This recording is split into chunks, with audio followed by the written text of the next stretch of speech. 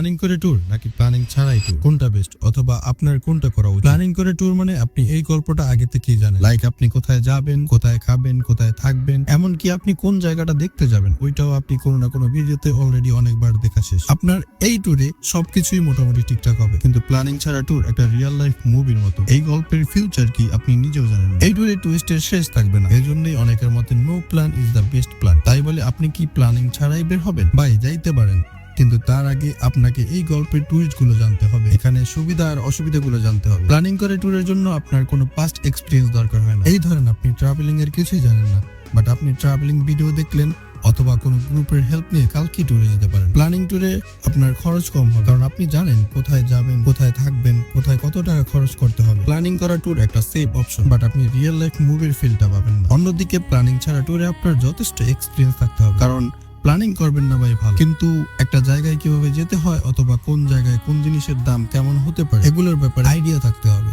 এবং সব থেকে বেশি ইম্পর্টেন্ট, একজন অপরিচিত মানুষের ইন্টেনশন বুঝতে হবে। এইসব ব্যাপারগুলো আপনাকে ইন্টারনেট শিখাতে পারবে না, এগুলো আপনার ট্রাভেলিং করেই জানতে হবে। এছাড়া প্ল্যানিং ছাড়া ট্যুরে প্রচুর টাকা খরচ হয়। প্ল্যানিং ছাড়া ট্যুরে বের হলে যা হয়, আপনি বরিশাল থেকে বাসে আসলেন, পরে আপনার মনে হলো লঞ্চে আসলেই হয়তো ভালো হতো, কারণ প্ল্যানিং ছাড়া বের হলে আপনার কাছে সারা দেশ যাওয়ার অপশন আছে, আর যত বেশি অপশন তত বেশি কনফিউশন। এর সাথে সেফটি ইস্যু তো আছে, আর সব থেকে বড় জিনিসটা হলো লাইফের অ্যাডভেঞ্চার। তার সাথে আপনি ইনস্ট্যান্ট ডিসিশন নিতে শিখবেন, আপনি নিজের অজান্তে এমন কিছু স্কিল ডেভেলপ করবেন যা এর আগে আপনার কখনই ছিল না। সবকিছুই তো বুঝলেন, এখন আপনি কবে যাচ্ছেন।